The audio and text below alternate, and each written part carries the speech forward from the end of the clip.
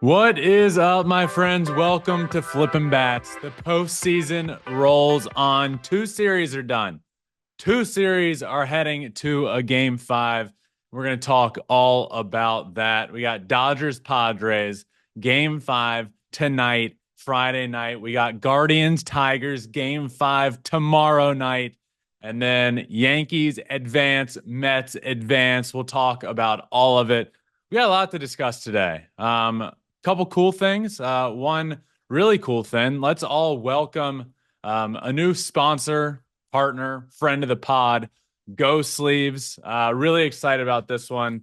If you haven't heard of them, here's an image of it right here. Go Sleeves. You've all heard of kinesio tape. You've heard of compression sleeves, more so probably compression sleeves than kinesio tape. But what Go Sleeves does is combine them both into one. And it's a really cool thing that I wish I had when I was playing. If you play baseball, it's huge. There's knee, there's calf, there's a bunch of different things. But I'm excited about this partnership. It's something near and dear to me. I do wish I had it. I do think my career I could have prevented more injuries. And it's not just baseball, actually. I've done a lot of convincing with them that it could be very useful in baseball. But also, now that I'm a little older and out of baseball, I golf a lot, pickleball, all of that. It's very useful. But it has the kinesio tape inside the compression sleeve. It's two in one. It's a really cool thing they're doing. And now they're a new friend of the pod, partner of the pod. And yeah, so anybody can get 15% off if you're listening, if you're watching, 15% off. Check out the description of the episode below on YouTube. Figure out how to do that. Links are in my bios everywhere. But welcome, Go Sleeves. Pumped to have them as a friend of the show and a new partner. That is huge. Now let's talk some baseball today. First off, before we get into the series, I don't know.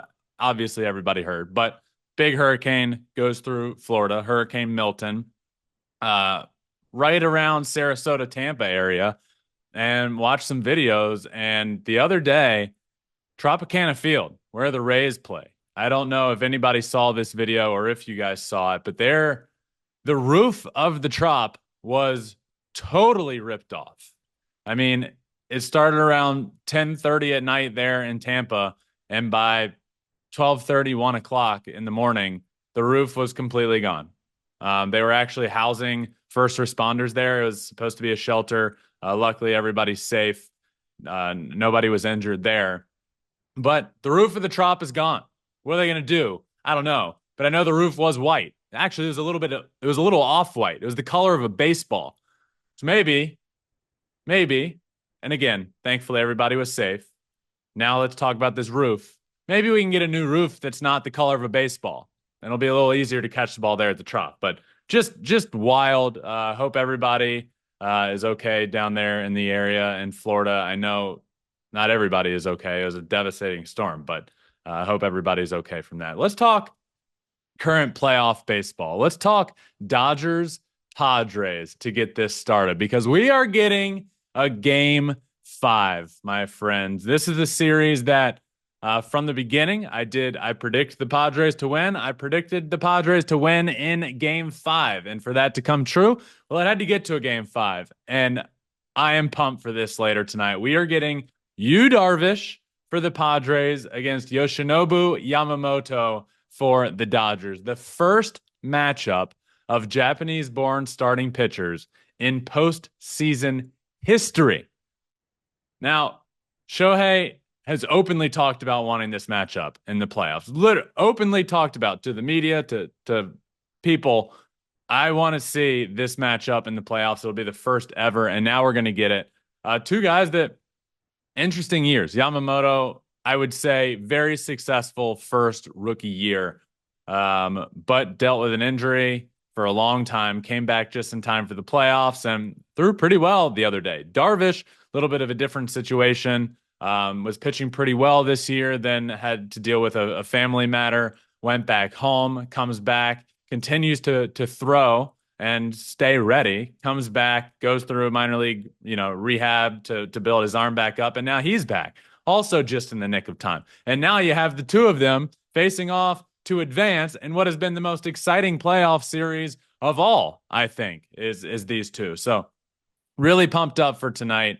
Shohei's got to show up. Shohei, so far this postseason, Shohei Ohtani's hitting 250, does have 1 homer, 4 hits, 4 RBIs, and he's a huge reason they won that game 1 while I was there. Saw that homer in game 1.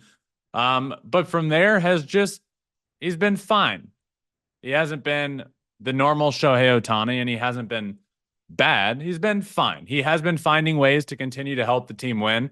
He's been good on the bases. Deep fly ball to center the other day. A ball that nobody's tagging up on. Shohei thought to get back and tag up to second, get himself into scoring position. But by and large, when I think Shohei Ohtani, I don't think a 250 hitter with 1 homer in 4 games. Obviously, 1 homer in 4 games is pretty good. We're not talking about a lot of time there. But I was very vocal from the beginning. If the Dodgers want to win, the big 3 has to show up. I talked about this the other day. The big 3 had not shown up. Shohei was the only one at the time that was hitting at all. Mookie Betts was 0 for a million. Freddie Freeman was hurt. Well, I didn't expect the Dodgers to come out the way they did in game 4, and the reason they did is because everybody started picking it up. Mookie Betts went from 0 for 22, 0 hits in the last 2 postseasons, 0 for his last 22, dating back to 2022, first inning of game 3 of the NLDS in 2022 is his last hit, 3 for 43 dating back to game 4 of the 2021 NLCS. You hear about all of that. Everybody in baseball, what is wrong with Mookie Betts? He hasn't got a hit in 2 years. Mookie is really struggling. Mookie's creating a hole in the lineup. We've gone from that to now talking about how Mookie Betts is one of the hottest hitters in all of baseball. Homer in both games down there in San Diego. He's been absolutely killing it. So the big 3 has started to turn around. Freddie didn't play in last game, which is another reason. You think, okay, Padres have Dylan Cease going on short rest against Dodgers bullpen. That was the huge advantage game, right? Let's finish this off before we even have to go back to Los Angeles. This is the game to end it. You put Dylan Cease on the mound against a bullpen day for the Dodgers, which I have been vocal about not being very good. A hand up, I've been wrong. Dodgers bullpen this series, good. Has been really good. Full bullpen day, didn't give up a run. So bullpen's been really good. And they got to Cease early, end up winning that ball game. First time in his career he's gone on short rest. I really thought they were capable of getting it done. I don't know. I'll talk about this for a second. We'll talk about this in a second. Back to Shohei and what he's been doing in the postseason. I mentioned him advancing to second on that sac fly to center field. Well, the very next play was him rounding third, ground ball down the line to left field, ground ball down the line. Shohei rounds third, heads home. Ball hits off of Manny Machado's glove, bounces off the umpire, and then lands basically right at his feet. Machado picks it up, throws out Shohei at the plate. Next thing you know, Shohei's like, what happened? What is going on here? How did I just get thrown out? That ball was going into the outfield. Well, no. It hits off the umpire. Shohei gets in the dugout, watches a video on the iPad of what happened, and was not pleased. Sees the video, looks up at the umpire. Now, this is all just from reading his mouth, looking at his lips, trying to read lips. By all accounts, Shohei looks up and screams at him, "You stupid F word." Now, allegedly was said, pretty hysterical, if said, in my opinion. You're caught up in the heat of the moment. You're pissed off at the umpire. Look, I think if you were to ask Shohei today, I think if you were to ask anybody, umpire didn't do anything wrong. Okay? If you've seen the video, Machado goes to backhand, hits off his glove, umpire skirts out of the way, points fair, does everything he's supposed to, but the ricochet off the glove hits off of him and then falls to the ground is really it's nobody's fault. It's nobody's fault, but I do understand Shohei's frustration when it came to the play. It's the playoffs. It's another insurance run. You want to score. You did a lot to get yourself in scoring position. That almost immediately paid off, and then you're thrown out. You have no idea why. You see the video, and then you react as such. I thought it was hysterical all around. Just a wild play. Didn't end up mattering, thankfully. Dodgers go on to win that game pretty handedly. And now we're getting to game 5. There's been a lot of drama in this series. A lot. From Dodgers fans throwing things at Padres players. Please, please don't do that in game 5. For the love of God, do not throw anything on the field. We've gotten that. We've gotten Machado on the bases with a really heads-up play. We'll talk about that for a second. There's a big play in game 3. Ground ball to Freddie Freeman. Manny Machado on first. Freddie Freeman goes to turn a double play, throws to second. Manny Machado veers a bit into the grass where the ball hits him, I think on the helmet, either helmet or shoulder, but I think it was helmet. Hits him on the helmet, bounces into the outfield. Next thing you know, everybody's safe. Everybody scores. Huge inning, 6 runs score, 6-5 final. There was a big talking point about this play. Huge. Because, one, Manny Machado's involved. Everybody likes to say Manny Machado's a dirty player. Manny Machado trying to do things again that he shouldn't be doing, blah, blah, blah. Here's my thoughts. This is a brilliant baseball play. And was it technically called correct? Well, that's up for the umpire's interpretation, and he didn't call it. But here's why I say it was a brilliant play. Why not do it? Why not?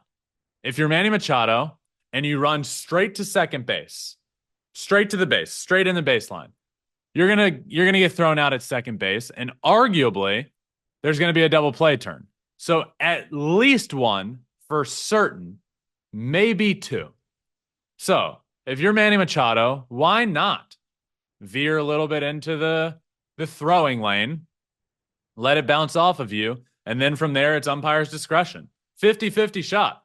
I'm either out at second or this ball bounces into the outfield and it's not called, or he calls me out anyway. What's the loss there? What's the reason to not do it? It's not a dirty play. It's a heads up play and sort of like a why not do it. I thought this is really smart of Manny Machado, and you can't sit here and say it's the reason the Padres won the game. The game would have ended up looking way different, but they wouldn't have scored 6 runs in that inning had it not happened, and they ended up winning the ball game 6-5. I think Manny Machado is a brilliant baseball player. Has he done things in the past that could be deemed dirty? Sure. I think anybody that's played the game for a long period of time has probably done something at some point that people would consider dirty. Has Machado done more things than others? Probably. Do I think he's a brilliant baseball player?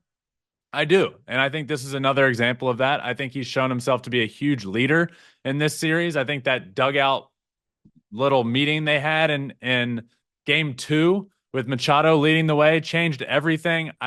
Brilliant play, smart play. Padres end up winning that one, losing game 4. Now we get a game 5. Pumped up for this game 5. What else has happened to this? I feel like there's a lot of talking points. The Shohei do up graphic that's become viral across social media. Shohei Ohtani. It started, I think it said Shohei Ohtani do up in 2 batters. It just pops up off the score bug there in the bottom. Now there was one Shohei Ohtani do up in 8 batters, and now it's just become this massive Shohei Ohtani do up tomorrow. Shohei Ohtani due up in 24 hours. And then it's progressed into Bryce Harper due up next year in March. This has gotten out of control. I think it's hysterical. And one, if we're just talking about this due up graphic, why not is my thoughts. Look, there's a lot of people tuning into baseball right now that have never watched baseball, or maybe that seldom watch, and they have heard of Shohei Ohtani, and they're hearing all of these things saying, wow, This guy, Ben Verlander, has been saying for years that Shohei Ohtani is the best baseball player of all time. Who is this guy? How can I see him? Oh, let me turn on their game. Oh, okay. He's due up in 2 batters. Great. He's due up in 8 batters. Great. Why not? People like to get all up in arms about everything. I don't care. Shohei Ohtani is the most talented baseball player we've ever seen. Why not tell the casual fan when they can watch him on the field? Is it quirky? Is it silly? Sure. But I just feel like people like to get up in arms about everything. And really, like, who cares? Who is this annoying? It's not annoying anybody. But it could be helping somebody. So let it help them. Game 5 tonight. Friday night, Game 5, Yamamoto versus Yu Darvish for all the marbles to advance to the NLCS to play the New York Mets. This series has been awesome. I cannot wait for this Game 5 in Dodgers Padres.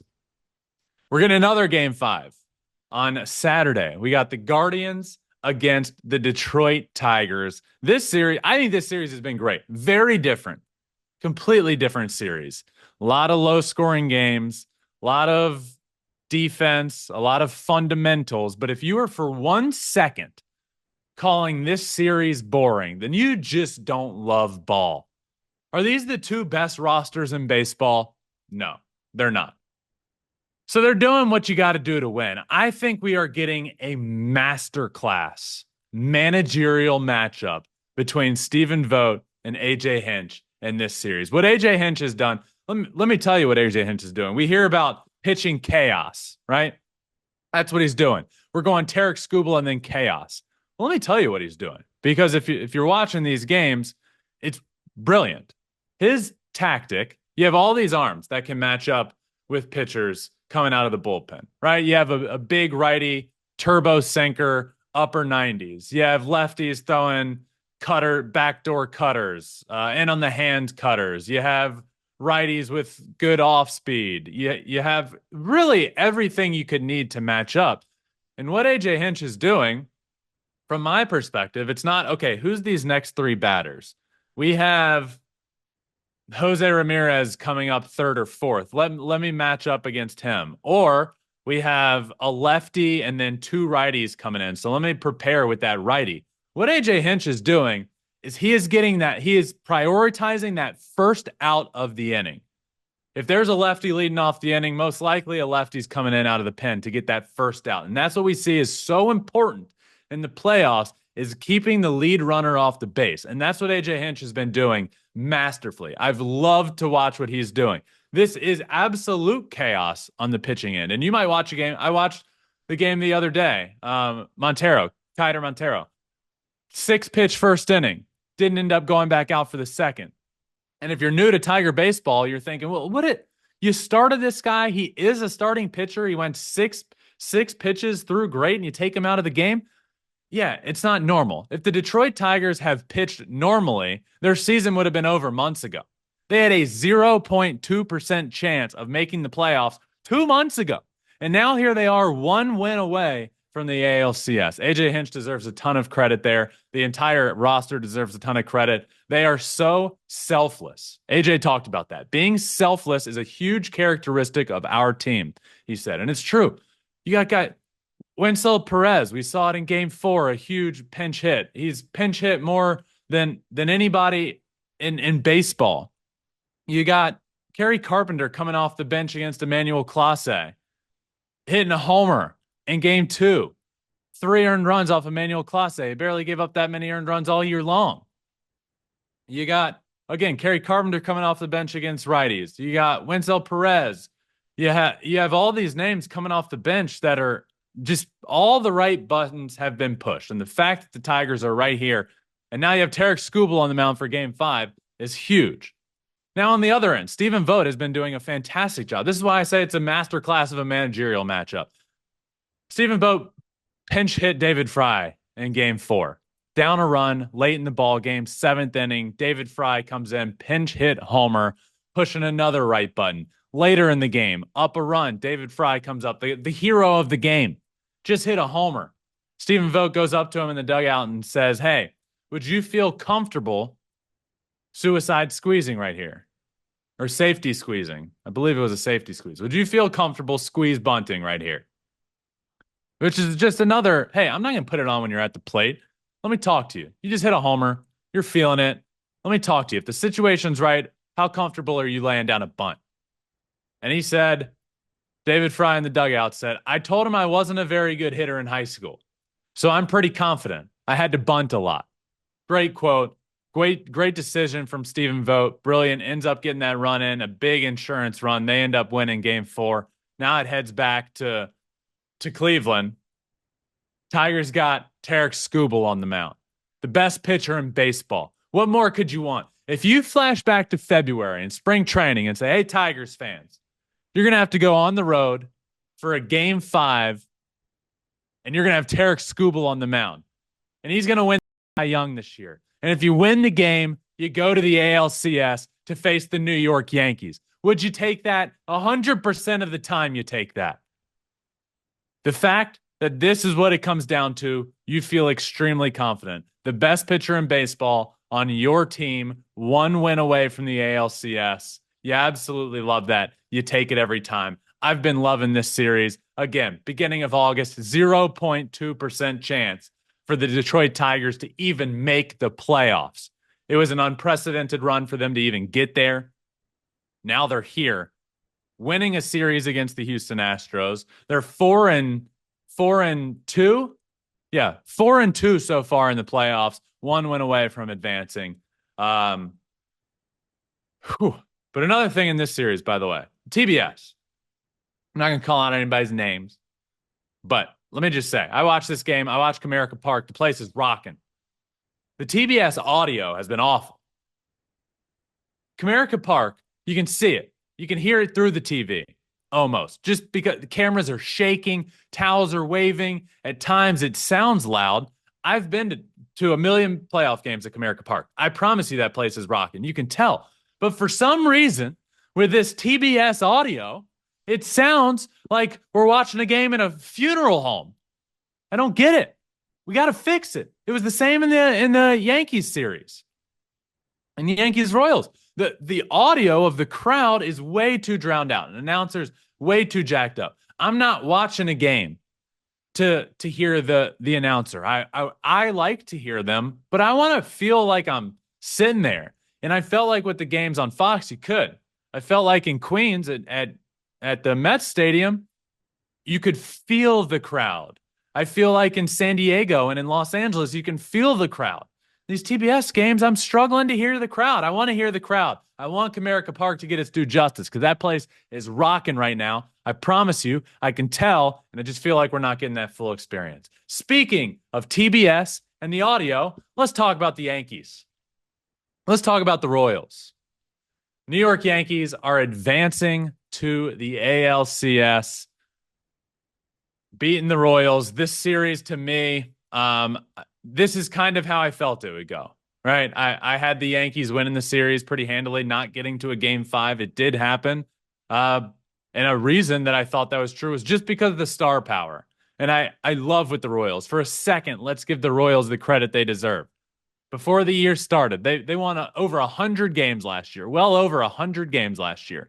They went out, they added a bunch of pieces, revamped their pitching staff, and I said before the season started, wait a second. This front office, this organization deserves a ton of credit for losing triple-digit games last year. And now here we are with a team that I think is going to be competitive. Do I think they're going to make the playoffs? No. Do I think they can be close? Yes. And they did make the playoffs. And then they made it here to the ALDS to play the New York Yankees and put together a hell of a series, I thought. They were competitive every step of the way. Even in last night's game, you got a ball off of Garrett Cole. It's a foot from going out and being a tie ball game. This was a good series for the Royals. They deserve a ton of credit for getting to where they did. Kansas City was rocking as well, but ultimately the Yankees advance. And the reason that I chose them to advance against this Royals team was because of the superstars, was because of Soto, Judge, and Garrett Cole. And Garrett Cole on Thursday night was masterful. 7 innings pitched, 1 earned run. An absolute difference maker in this series. He is that superstar on the mound that he's one of the superstars that the Royals don't have. Bobby Witt Jr. is an absolute superstar. But when I think superstars, I think Garrett Cole, Aaron Judge, Juan Soto. Bobby Witt Jr. is an emerging, blossoming superstar. He is a superstar at this point. But the Yankees just have more to offer in that category. They're the big bad Yankees. They should have won this series. And they did. But I want to talk about Giancarlo Stanton for a second because we talk about those names. We talk about Aaron Judge. Aaron Judge has been brutal in the playoffs. Aaron Judge is hitting 130 since 2022 in the division series. 130 with 20 strikeouts to 5 walks and a .215 on base percentage. He's now hitting 207 in his postseason career. Aaron Judge has disappeared in October, and he did have a better game in Game 4, just doubling the gap. He ended up going 1 for 2, but the man has disappeared in October. And I said this when it came to Mookie Betts, and he turned his season around. He turned his postseason around. Completely different narrative now. But for the New York Yankees to win it all, Aaron Judge has to hit. And right now he's not. And the reason the New York Yankees are advancing is because of Giancarlo Stanton. And Giancarlo Stanton gets a lot of flack, signs that huge contract, was mediocre for the Yankees, and has just gone downhill, right? Gets a lot of flack for it. A lot of flack for his hustle. A lot of flack for striking out. A lot of flack for not hitting well. Credit where credit is due. And Giancarlo Stanton used to be my offseason hitting partner. The dude cares. The dude puts in a lot of work. Saw it firsthand. By the way, side story, was hitting with Giancarlo Stanton. Every once in a while we go grab lunch. We went to grab smoothies one day. I'm a minor league player making pennies. We go, Giancarlo Stanton forgets his wallet. I bought us smoothies. No big deal. Well, still waiting for that. Giancarlo Stanton knows me a smoothie. That's what I have to say about that. He had just signed a millions and millions and $1 million contract, MVP, bought him a smoothie, nothing in return yet. I still believe that there's a chance. But the dude deserves a ton of credit. He works his ass off. He's the reason the Yankees have advanced in this series. 12 career postseason home runs. And if that sounds like a lot, it's because it is. Giancarlo Stanton has a home run every single 9.1 at bats in his postseason career. Minimum of 100 at bats. That's the second best in the history of baseball behind Babe Ruth. I think he deserves a ton of credit. He's obviously gone through getting the opposite. He's been booed mercifully. He's gotten a lot of hate from Yankees fans for the contract that he's on. But the New York Yankees are not advancing in this series if it weren't for Giancarlo Stanton, who's absolutely tearing it up at the plate right now. Now the Yankees head back to the ALCS. It's their best path to get to the World Series than they have had in a long time. I said it the other day. If the Yankees don't get to the World Series this year, fold the franchise. It's the longest stretch without getting to the World Series for the Yankees since Babe Ruth arrived to the organization. Since the early 1920s. This 15-year stretch is the longest stretch since the early 1920s, since Babe Ruth, of them not getting to the World Series. It has been since 2009. I was in high school. They got to get there this year. I said you have to beat the AL Central to get there. Part 1, check, the Royals. Part 2, Guardians or Tigers. Wait and see. But another benefit. You are better than both of those teams, and now it goes to a Game 5, so you're not getting Tarek Skubal early in the series. Benefit Yankees. You got to get there this year if you're the New York Yankees. But credit where credit is due. Good series against the Royals. They advance to the ALCS. Interesting play Thursday. Anthony Volpe, Michael Garcia running towards second, slides in. I think the slide was fine, but it was late. Right, it was a later slide, slides in late. Interesting play at the bag. Volpe kind of like puts his forearm into him, tags him, hard tag with a late slide. To this point, I thought everything was fine. Was it a hard tag? Was it a forearm? Sure. But it was also a late slide. All of a sudden, next thing you know, Garcia gets up. He's not happy. Not thrilled. Tempers flare a little bit. All of a sudden, Anthony Volpe looks like he's just trying to become best friends with the guy, just patting him on the back. Hard, pat, pat, pat. And that's where if I'm like, I would have been pissed off at that. Bench is clear. Bullpen's clear. Everybody comes out. Much to do about nothing, really. It wasn't that crazy of a play. But that's where I thought it was a late slide. I thought Volpe, hard tag, forearm tag, a little bit of a push.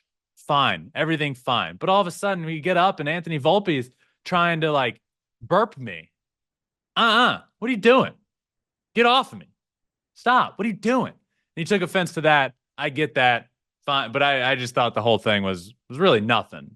A nothing burger, if you will. Yankees advance, heading to the ALCS. We'll play the winner of Game 5 between the Guardians and the Detroit Tigers. Last series to discuss, Mets, Phillies. Man, oh man. I had the Philadelphia Phillies winning the World Series against the Houston Astros. How'd that work out? Not well. Not well at all. Phillies losing the series. The New York Mets are advancing to the NLCS. Before this series started, I said, if you're the Mets, you absolutely can. You can win this series. And in my prediction, in my bet for this series on FanDuel, I said, give me Mets plus 1.5 games. That did end up happening. And now they end up winning the series without it even going back to Philadelphia. I said, if you're the Mets, you have to win one game against Zach Wheeler.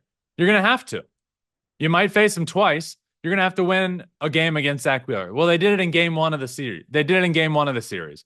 Huge, huge win. Then it all comes down to game 4. Francisco Lindor late in the game, down 1-0. The Mets offense looks anemic, missed opportunity after opportunity. Now you have your guy up, your team MVP, a guy that is absolutely going to get some first place votes for MVP, in my opinion. I still think Shohei Ohtani wins it pretty handily. I don't think it'll be unanimous because Francisco Lindor will get votes.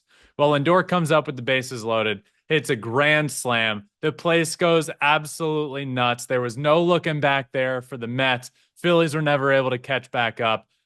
New York Mets are heading to the NLCS. Before this year started, it was a tweet I sent out in January.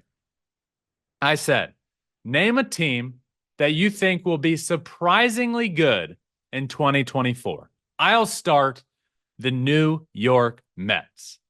Now, I went back to that tweet. That tweet had a lot of comments. Some big Phillies accounts commented saying LOL, called them the LOL Mets. A lot of comments there. A lot of people making fun of me. Well, did I see them getting to the NLCS? No, I'm not taking this victory lap saying I thought they would get to the NLCS, but I did think they would be good. Here they are. And now they have all the energy in the world. Nobody wants to play the Mets right now. I promise you. With what Jose Iglesias is doing, you got the OMG song. The dude hit over 300 this year. He made up a song. It hit #1 in the Latin Billboard charts. He did a remix with Pitbull. They play it everywhere. They have an OMG sign everywhere. You have the Grimace story. You have everything you could imagine this team has going for them. So I do think that stuff matters, right? Obviously, it comes down to play on the field, but it's just different vibes. It's different energy. Every year with the New York Mets, and Steve Cohen talked about this the other day after they won. Every year with the Mets, the Mets are going to Met. The Mets are going to do something dumb. The Mets are going to find a way to blow it. But this year, the narrative has been so different because of these things going on. The narrative isn't the Mets are going to Met. The narrative has become, OMG, they're gonna do this. And it's going to be because of this song that their middle infielder just came up with and sings. And because this big purple blob threw out the first pitch, and then they put a seat in the outfield, in the stands, in the upper deck that's purple. Those become the stories. No longer the Mets are going to Met. And Steve Cohen talked about that after they won. It's like, my goal is to change fans' narrative of the New York Mets, to get that negative fan perception out of here. And he's doing that right before everyone's eyes. It's brilliant. I wish every owner in sports was like Steve Cohen. He loves the Mets. He loves New York. He bought the team to root for them, to make them good, to pump money into them, to pump money into the team, the roster, to pump money into the stadium. There's a lot of really cool things around, right? They've done a lot to the scoreboard. They've done a lot to the stadium. They've done a lot for players' families. They changed the kiddie area down in the tunnel. He cares. Him and his wife, Alex, they care.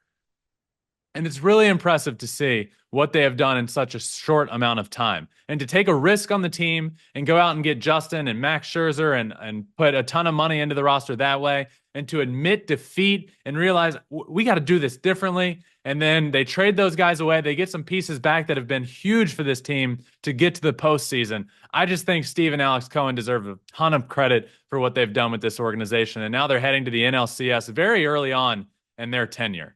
So congratulations to the Mets. Phillies, underperformance. Nick Castellanos talked about it after the game. He said, we are the better team. They were the better team this series. And I don't know how I feel about that. I picked the Phillies to win the World Series. I think the roster is better. If you were to just hand me two pieces of paper, 26 men, Phillies, Mets, and say, who's the better team on paper?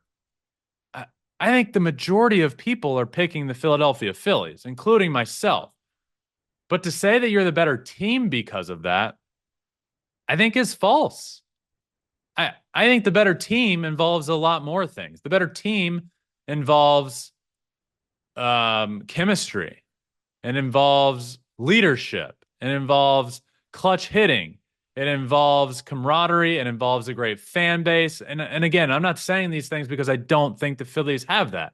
I think the Phillies have a great fan base. I think the Phillies have great leadership. But I think the Mets just had things going for them this year that the Phillies didn't. So I'm not going to sit here and say that the Phillies are the better team, but the Mets won this series. I'm not going to make an excuse about the first round bye. We'll talk about that in a second, but I'm not going to make an excuse about that. The Mets were the better team. We saw it. The Mets were the better bullpen. The Mets had the better starting pitching. Sean Manaea has been incredible. The Mets had the better clutch hitting. The Mets were the better team, not just in this series, but this season. The Mets were the better team. Did they end up with a better record? No. Did they win when it mattered most against the team that we're talking about? Absolutely. Now, if you're the Phillies, you got to figure out what's next.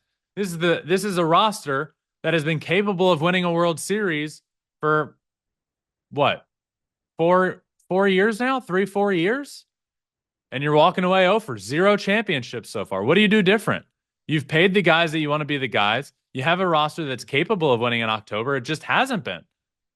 Congratulations to the Mets. Congratulations to Steve and Alex Cohen. Great stuff there from the Mets. Great series. Fun series. And seeing the Mets close it out there in Queens was really cool, honestly. That was really cool. Speaking of playoff format, before we finish up, let's talk about the format of the playoffs, because right now we're seeing a couple different trends, right? First trend comes in the wild card series. The team that wins the first game of the wild card series is winning 100% of the time. Team that loses, losing 100% of the time. 0 for 12 if you lose that first game. So immediate questions. That's a fairly strong sample size at this point. Most of them aren't even getting to a game 3. And it doesn't matter whether you're the home or the away team. You win the first game, you win the series. You advance into the DS round, the division series round, where another talking point comes about, the first round bye. This has not been a good thing. The majority of teams that end up with a first round bye have been losing that series. The Dodgers, we have the Braves, the Phillies this year, the Guardians, a potential game 5. We'll see about that. The Houston Astros are seemingly the only team that's been able to figure out how to win after that first round bye. They didn't have it this year. Early bounce to the playoffs, didn't win a game in the playoffs. This isn't about the Astros. But since this was adopted and this new format put into place, really the only team that has consistently figured out how to get a first round bye and advance was the Astros. 2-0 doing that. Everybody else, you come out of the gates sluggish, hasn't been good. So the question becomes, what do you do? We've now had a 3-year sample size. This is a fairly big sample size. Maybe we need a little bit more. Maybe we need to get it to 5 years. But the format at this point, I don't think is. I think we're going to need a change. I really do. And you can't use the first round bye as an excuse, because we know at this point you got to figure it out. Every team that has it is figuring it out. But there's a couple reasons for me I don't like it. First round bye really hurts hitters. I've said this before. When I was playing professionally, we played 142 ball games in 150 days, right? We're playing pretty much every day. When there was a singular off day, I would show up the next day and just be like, oh, whoa. You could tell there was an off day. You're in a rhythm. You're in a groove. It's impossible to train your eyes just over time adapt to being able to see a 100-mile-an-hour fastball and hit it, right? The day you take off, it changes everything. To take off a week almost is a lot of time. So the big benefit comes on the pitching side of things, from a pitching rotation and being able to line that up properly. Well, then what we're seeing, especially in these AL series, is you're splitting game 1 and game 2 and putting an off day in there for whatever reason. So then you're taking away that benefit, I don't think we're talking about this enough, allowing a team's best pitcher to get back, to allow Cole Reagans for the Kansas City Royals to get back, to allow Tarek Skubal to get back in game 2 instead of game 3. And think about how valuable that is. Now the Tigers win a game 2 on the road. You come home, you win the first game back home, you lose game 4, and now you can get back to Tarek Skubal again because you put that split in between. The Guardians' big advantage was being able to line up their pitching after a first-round bye, and the Tigers would have to use it to get there. Well, then you split game 1 and game 2, and you allow the ace to get back. That, in my opinion, can happen because that's taking away the one big benefit that the bye team has. So I think things need to change. If I were to give a suggestion, I was talking to producer Taylor about this the other day and said, hey, hear me out. It's a little crazy. What do you think? And I sent this big long text and didn't get a response. So I do think he thinks it's crazy. So, but I'm just going to present it to you guys. No more first round bye. No more first round series of 3, because we've seen if you win game 1, you might as well just play 1 game. First series is 5 games. Every series from there on, 7 games. If you're the 6th seed, you face the 1 seed. And if you're the 1 seed, you start with a 2-0 advantage in the series game-wise. Best of 5, you need to win 1 more game. If you're the 1 seed, you're up 2-0. The only way the 6th seed can win is winning 3 games in a row, which can certainly happen, right? Happens all the time in baseball. Next up, you have the 2 versus the 5. The 2 seed starts with a 1-0 advantage. Simple enough. 3 versus 4 seed, even. 0-0, best of 5 series. Play it out from there. I don't know. This is just me spitballing. Nobody execute me telling me this is dumb. What a dumb idea. I'm just thinking off the cuff. I'm just trying to think of ideas. I don't know. Maybe it is dumb, but why not? I think it's a way to get everybody playing in that first round. I think it's a way to get rid of the series of 3 because it's proven if you win game 1, there's no point in even playing the rest of the series. You're going to win. And I think it's a way to just have the playing field a little more level.